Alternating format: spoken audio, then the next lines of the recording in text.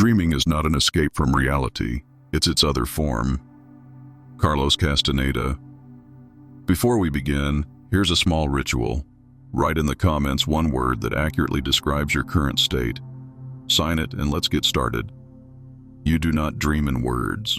You do not dream in logic. In that space where time melts and the body dissolves, there is a language without grammar, without borders, without origin. It is the first language, the one that spoke to you before you learned to speak, the one that still speaks, quietly, every night. A dream is not a hallucination, it is a message. And like every message, it uses a system. This system is built of images, sensations, fragments of memory, symbols. It is a living, breathing alphabet, older than history, older than the concept of real. The mind does not invent dreams. It decodes something deeper, something coming from below the surface of waking life. There are things inside you that your conscious mind cannot carry. Pain too ancient, joy too wild, fears too honest. The dream carries them for you. Like a silent courier, it delivers what the day cannot handle. In sleep, your psyche becomes whole again, not through peace, but through revelation. Carl Jung did not analyze dreams as riddles. He listened to them like one listens to a forest. Every shadow had a voice. Every snake, every house, every dead relative was not random, but archetypal, universal. The dream spoke the language of the soul, and the soul has no nationality, no century, no limit. It speaks through images that all of us have seen, even if we cannot remember when or where. And science began to catch up. In sleep laboratories, they recorded what happens when the body sleeps and the mind awakens elsewhere. In REM phases, the brain flares with electric storms, not just passively observing, but participating. Regions associated with movement, emotion, memory, and imagination light up in sync. The brain isn't simulating reality, it is experiencing another one. When people were asked to solve complex problems, their waking mind failed. But after dreams, clarity returned. Patterns appeared. The answer emerged, not from reason, but from something deeper. That something was the unconscious, processing, assembling, revealing. A dream is not chaos. It is structure beyond logic. It is the raw architecture of inner truth. There are dreams you've had that felt more real than life, not because they were comforting, but because they were complete. You knew where you were. You felt the weight of walls, the sound of voices you couldn't place, the cold of wind that no waking day had shown you. These places exist, not on maps, but in the territory of consciousness. Places you return to, people you meet again, over and over. The rational world calls it fantasy, but the body remembers differently. You wake with your heart racing, with a name in your mouth, with tears. You were there.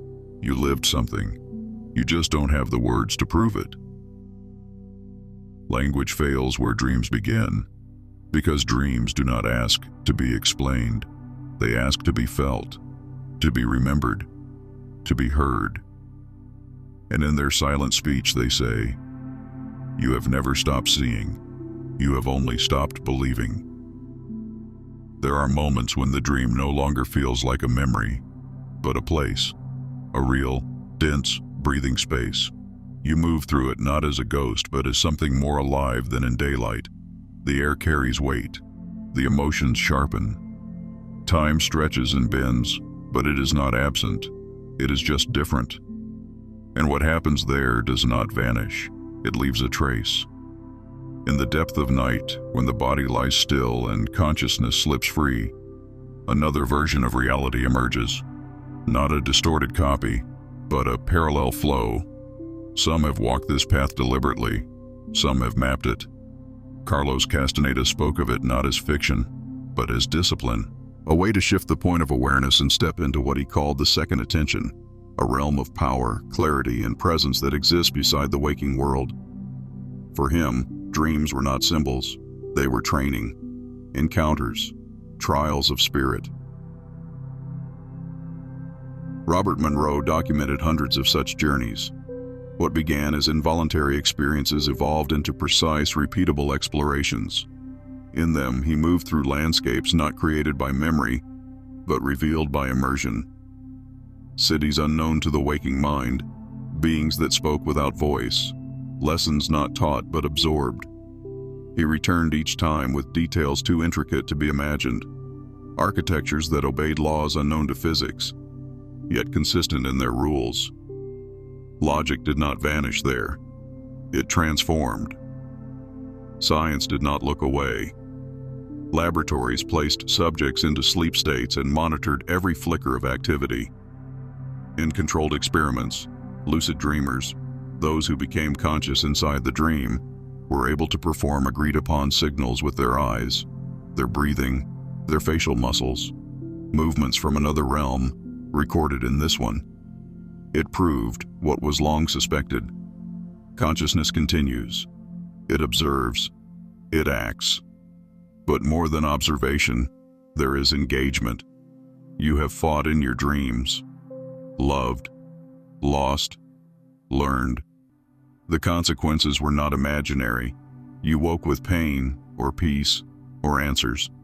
The impact was real because the experience was real. Not metaphor, not metaphorical learning, but direct participation in a form of existence that doesn't rely on the physical world. There are people you've never met in waking life whose faces return to you again and again. There are places you've never seen on a map that wait for you like home. And there is a part of you that knows this is not invention. It is memory. Shamans knew this. Monks dreamed it. The ancients built their rituals around it. The dream was never considered illusion. It was the thread that tied the visible to the invisible, the bridge between the self and the soul. They called it the road of return, the path of vision, the night language of truth. What happens in dreams happens. And if it touches you, changes you, stays with you, it is real. You don't need to believe it. You already know it. There was a time when you remembered everything, not just what happened in the day, but what unfolded in the dark. The dreams came to you like whispers from an ancient source. They shook you, healed you, warned you. You woke trembling with symbols burning under your skin. You knew they mattered, but slowly, something changed. The memory of dreams faded, the stories unraveled, and you were taught to call it just a dream. This wasn't an accident. It was education, conditioning, a silent operation carried out through repetition, ridicule, distraction. From childhood, the system taught you that dreams are nonsense, that they have no meaning, that only what you see with open eyes is real. But that's the lie, and it has roots in fear. The waking world is built on structure, on order. It demands predictability, efficiency, obedience. Dreams do not follow that logic. They are wild, chaotic, intimate. They show you truths no system can afford to reveal. And for those in control, that makes them dangerous. Children dream vividly. Their minds are not yet shackled. They speak of places they've never seen, of people they've never met, with clarity and feeling. But soon, adults step in. Teachers, doctors, institutions. They explain it away. They label, correct, suppress. And with each dismissal, something closes. Not the imagination, but the gateway. The doorway between this world and the other begins to rust shut. Pharmaceuticals accelerate this process. Sleep becomes sedation, a chemical state designed not for vision, but for silence. Many medications suppress the REM phase, the very phase where dreaming occurs, and with its suppression, the language of the inner self is muted, not erased but ignored. The messages still arrive, but you are no longer there to hear them. The artificial light of screens disturbs the body's rhythms. The endless noise of information fragments attention. You go to bed full of static. The dream struggles to reach through, and even when it does, you wake and forget. Not because it lacked impact, but because you were trained not to look back. Social systems reward productivity. not introspection. Spiritual depth is dismissed as weakness. Sensitivity is mocked. But dreams do not serve the machine. They serve the soul. And the soul does not obey systems. It rebels. It remembers. It sees. Those who dream consciously are not sleeping. They are escaping.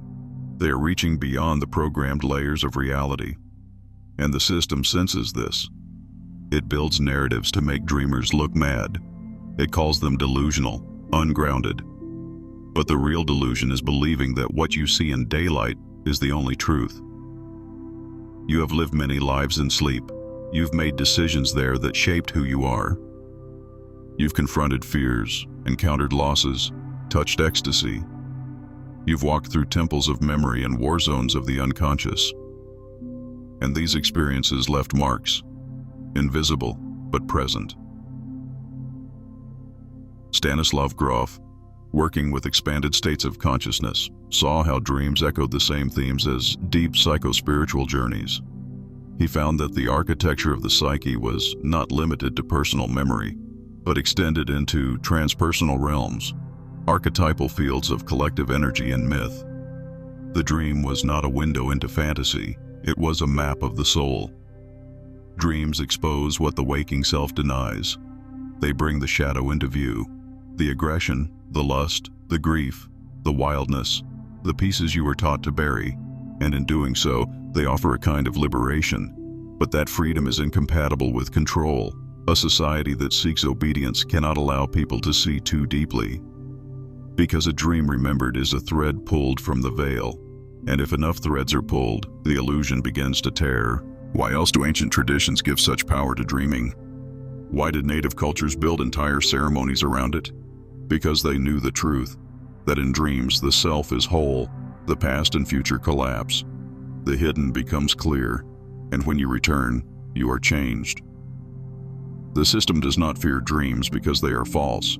It fears them because they are real, because they bypass language, ideology, belief, because they reveal a world that cannot be controlled. And in that world, you are not a citizen. You are not a worker.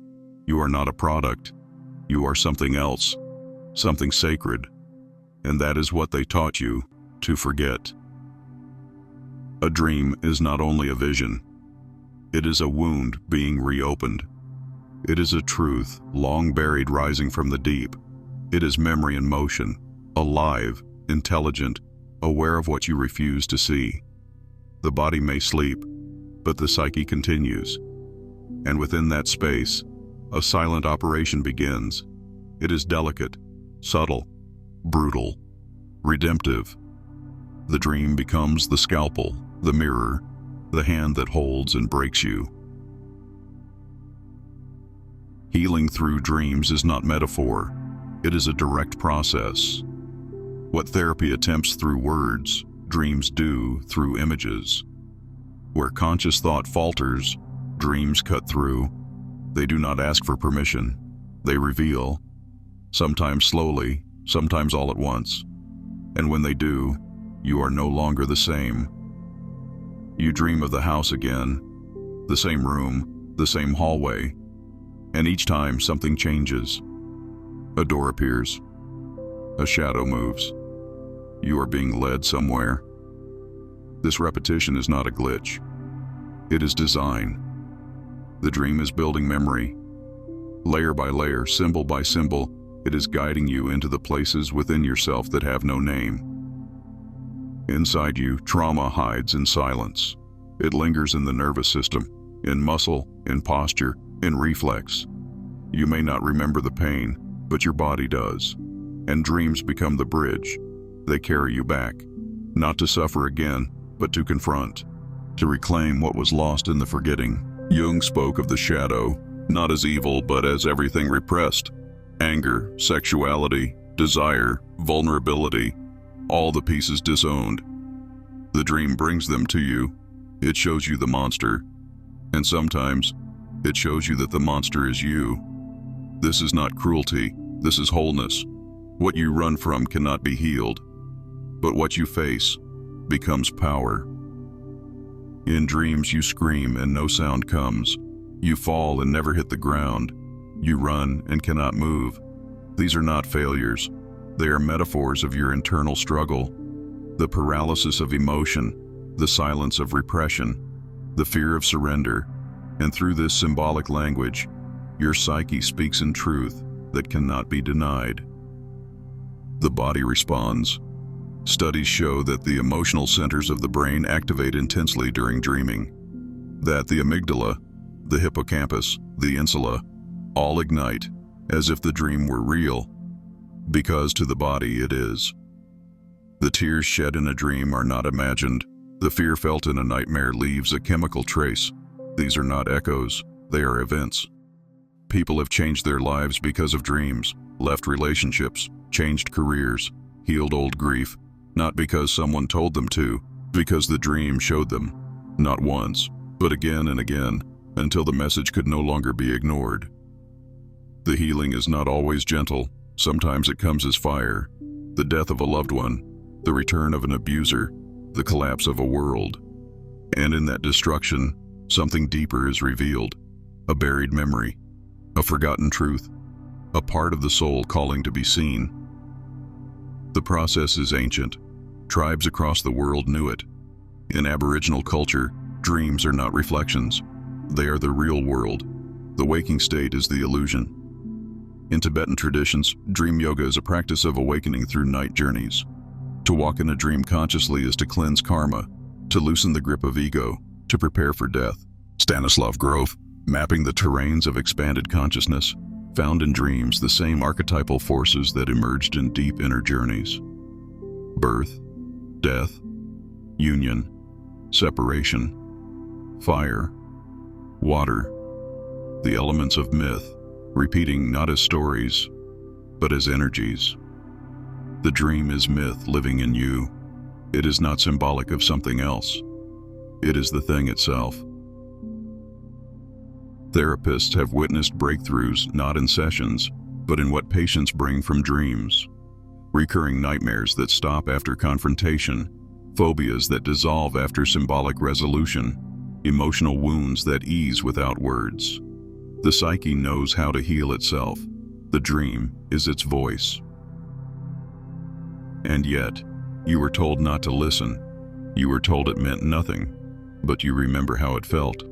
That moment in the dream when everything shifted, when the walls melted, when the familiar became alien, when the stranger became you. That was not fantasy. That was the soul, unmasked. Dreams do not lie. They may distort. They may conceal. But always, they guide. Toward the wound, toward the truth, toward the part of you that never stopped knowing. You do not need interpretation. You need presence, attention, a willingness to feel what returns to you at night. Because each dream is a step home, a step into the hidden architecture of your being, a step into the room where healing waits in silence. And all you have to do is enter. There is a moment, rare and unmistakable, when the dream shifts. You are no longer drifting through the current. You're standing inside it, aware, present. You look around, and you know, this is not a memory. This is not imagination. This is real, and you are awake. Lucid dreaming is not a trick. It is not escape. It is arrival. The mind, fully conscious within the landscape of the dream, becomes sovereign. And with that sovereignty comes vision. You can shape. You can move. You can choose. But more than that, you can see. In this state, the dream becomes a mirror not of the subconscious, but of consciousness itself. You confront your fear, and it vanishes. You question the world around you, and it bends. You call out, and something answers. Not metaphorically, literally. The dream replies. It listens. Because it is alive. This is not fiction. It has been measured, monitored, reproduced in laboratories. Researchers like Stephen LaBerge recorded the physiological markers, pre-agreed eye movements, breathing patterns, even neural signals, from people fully conscious inside their dreams. They communicated in real time from another layer of reality, and what they described was not illusion. It was experience. The implications are devastating, because if the mind can wake up inside the dream and act with intention, then what else is possible? What other layers of reality could be accessed? What other selves could emerge? What is reality if it can be rewritten from within? Inside the lucid dream, laws dissolve. You move through walls.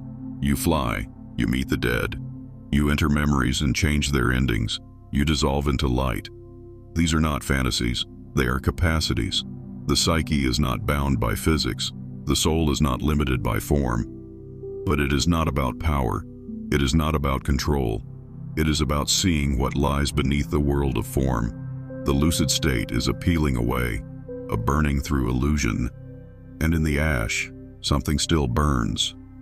Your presence, unshaken, unbound. Those who have walked deeply through these states describe something that no waking language can contain. A silence that speaks, a darkness filled with vision, a truth without explanation. They return changed, not with facts, but with knowing. In the dream, you meet versions of yourself, some older, some from other timelines, some broken, some divine. These are not creations. They are echoes of your totality. They show you what you could become, what you once were, what you still are. Many have emerged from these dreams with tears on their face, not from fear, but from recognition. They saw something truer than the world they returned to. They touched a thread that connects everything, and in that moment, they woke, not from sleep, but from the lie of separation. Because what if the dream is not the illusion? What if the dream is the clearing of the fog? What if it is the day that sleeps and the night that opens the eyes? There are stories from ancient traditions of dreamers who trained their perception. Tibetan monks practiced dream yoga not to escape the world, but to understand it. They believed that by mastering consciousness in dreams, they could prepare for death, because death is the same threshold, the same slipping away, the same mirror turned inward. In dreams, time bends. You live entire lives in minutes. You remember languages you never learned. You feel love for strangers deeper than any known bond. You enter buildings you've never seen but know by heart. These are not accidents. These are windows. And when you look through them, something looks back. Awakening inside a dream is the first glimpse of freedom.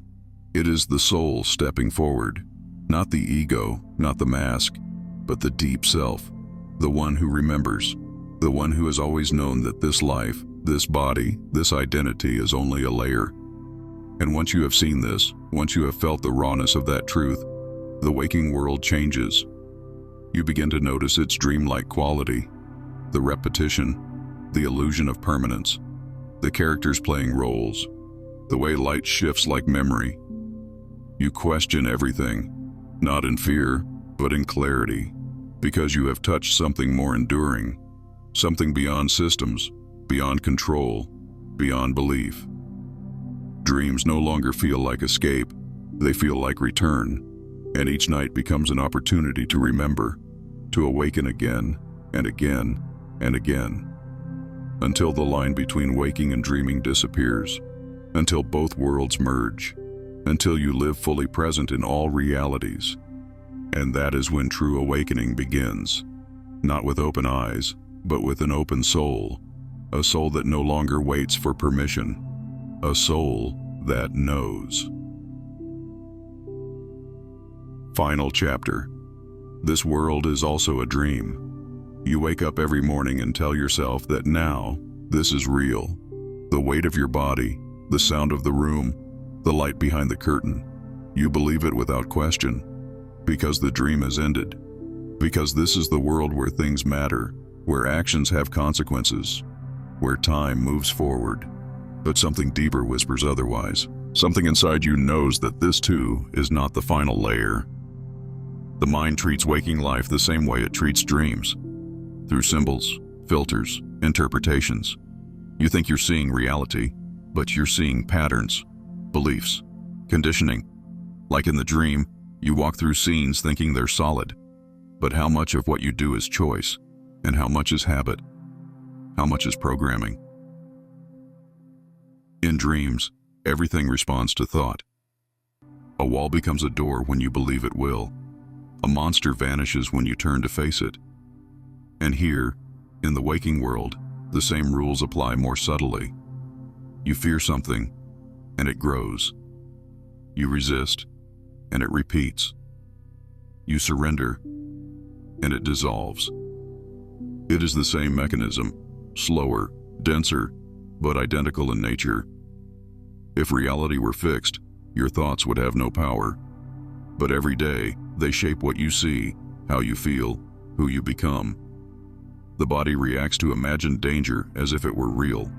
The heart races, the blood pumps, the muscles tighten. Your mind doesn't wait for proof. It believes the story, and the body obeys. So what is real? The dream you woke from, or the dream you never questioned? Ancient traditions never separated these states. To the Aboriginal people, dream time was not a place you visited. It was the source of all existence. To the Tibetan monks, lucid dreaming was preparation for navigating the bardo, the in-between state after death. They saw no boundary. They saw only layers. And in quantum theory, nothing is fixed until observed. Reality is not a stable platform. It is a web of potential, a dream collapsing into form the moment you look at it. The observer does not watch the world. The observer makes it. This life you call real is held together by agreements. Agreements on what to see, what to ignore, what to feel. Social rules, cultural codes, mental cages. You were trained to navigate this dream as if it were truth, to forget the others, to forget what it felt like to fly, to face yourself, to dissolve the self. But the signs remain. Glitches in the pattern, déjà vu, synchronicities, memories of things that never happened, feelings you can't trace, people you've never met but instantly know. These are cracks in the surface. They are not random. They are the soul reminding you this world is also a dream. And if that is true, then you are not trapped. You are not powerless. You are not defined by the rules of this space. You are a dreamer walking through a dream. And just like in sleep, your awareness is the key. You begin to notice the looping cycles of your life, the roles people play, the way the same themes repeat, as if some deeper intelligence is showing you something, as if every moment is a lesson, as if you've seen this before. You have. And not just in sleep, in other lives, in other versions of yourself. The dream is not separate from you. It is you. It is the language of the total self, unfiltered by logic, unbroken by time. When you start to live with this awareness, the world changes. You no longer chase meaning. You see meaning everywhere. The way a dream presents symbols, waking life presents moments, reactions, echoes. Nothing is empty. Everything reflects. You stop needing certainty. You stop fearing the unknown, because you've already been there, night after night, inside yourself, across thresholds you don't remember in the morning, but which shape who you are. Death itself begins to look different. Not an end, but a transition, a shift of focus, a change in the dream. And perhaps the fear of death is only the fear of waking up somewhere unfamiliar, somewhere that was always waiting. You are not here to master this world. You are here to remember that it is not the only one, to walk through it as through a temple, not a trap, to carry the knowing from dream to waking, and from waking to dream, until the line disappears. When you live like this, everything becomes alive. The wind speaks. The mirror watches. The silence answers, because you are not dreaming anymore. You are awake inside the dream, and that changes everything. You no longer ask, is this real? You ask, what does this show me? You move with awareness, not because it is safer, but because it is deeper, truer, more aligned with the mystery you've always carried inside. And the final veil begins to thin. The idea of separation between dreamer and dream, between self and world, between now and forever, starts to fade. You are not here. You are everywhere. You are the storm and the stillness, the fire and the ash, the question and the silence after. And you understand, this world is not less than the dream. It is made of the same thread, the same breath, the same light. And now that you remember, nothing can make you forget again. And you understand, this world is not less than the dream. It is made of the same thread, the same breath, the same light. And now that you remember, nothing can make you forget again. You spend your life waking from one illusion into another. Morning breaks and the dream dissolves, but the residue stays. A feeling, a sound, a name. Something lingers, soft but undeniable. And you wonder why it won't let go, why it follows you into the day like a shadow that doesn't belong here. The truth is, it does. It always did. The dream is not behind you. It is within you, unfolding still, even as you walk through this world. You've been told that waking is the return to truth, that sleep is absence, a shutting down. But in those hours when your eyes are closed, something ancient wakes, something that has never accepted the rules of this world. It doesn't care for clocks or currencies. It doesn't bend to culture or names. It knows the forest inside you, the desert you forgot, the fire that once spoke to you in symbols. It carries the knowledge of 1,000 lives, not as fiction, not as metaphor, as experience. You have died in dreams. You have watched yourself fall, vanish, dissolve, and yet you woke, not frightened but changed. Something was taken, or given, and you couldn't explain it, because language is too slow, too small. Dreams don't fit inside words. They stretch them, break them, and what comes through is never clean, only felt. This is why memory fails you, not because dreams are weak, but because they're too large, too real. The mind protects itself. It narrows the aperture so you can keep functioning, but the soul doesn't forget. It stores every symbol, every encounter, every silence, and when the time is right, it brings them back, in fragments, in visions, in sudden knowing. And you call it intuition, you call it déjà vu, but it is memory, it is proof. The dreams are stitched into your body. They show up in your choices, your fears, the people you're drawn to without reason. You build a life around shadows you can't name, but they are there, and they are yours. The forgotten worlds shape the visible one. All your life you've been waking into a role. You play the self you were given, the name, the history, the voice. But the one who dreams, that is the original. That is the self before masks. The self that remembers what this life made you forget. You are not here to sleep through another version of the script. You are here to notice, to listen, to catch the edges of the dream as they ripple through the real. The system does not teach you this. It cannot. A world built on productivity and control has no use for those who wander through symbols. No place for those who ask what hides behind the curtain. And yet, you feel it. The pull, the crack in the mirror, the voice in the silence. You are being called not to escape this world, but to see it clearly, as it is, a dream layered over another dream, a reality made of intention, emotion, memory. Nothing is fixed. Everything is alive. You walk through your day and think, this is solid, but close your eyes. Watch how it changes, how your mind fills in the gaps, how the face of a stranger becomes familiar, how your thoughts bend the room. You do not observe the world, you shape it. You mold it through belief, through perception, through attention. And when you stop believing in the fixedness of things, The world begins to soften. Symbols emerge. Repetition reveals patterns. Time becomes fluid. You stop asking what is real and start asking, what does this mean? And that question breaks the cycle.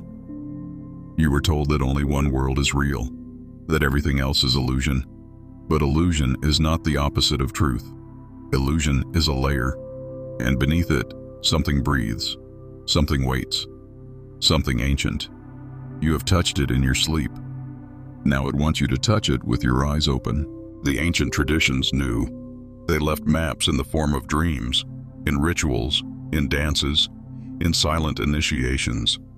They knew the dream was the bridge, not to escape this life, but to remember it, to see its real shape. And once you've seen it, you can never unsee. You walk the same street, but it glows differently. You speak the same words, but they carry new weight. The dreamer in you is awake now, watching, listening, refusing to go back to sleep. You do not need proof. You need presence, stillness, trust in what returns to you in the quiet hours. That is the voice of your soul. It speaks not in logic, but in recognition, in the way your breath slows when truth passes through, in the way your skin remembers what your mind denied. You are not the story you were handed. You are not the role you perfected. You are the thread that weaves between realities. You are the boundary dissolving, the form dissolving, the light that was never lost, only hidden. And now, it's returning, through dreams, through memory, through the parts of you that never stop knowing, the parts that have been waiting for you to come back. You are not waking up. You were never asleep. You were only disconnected. And now, at last, you remember. We're sure you've discovered plenty of value, so subscribe now and stay connected.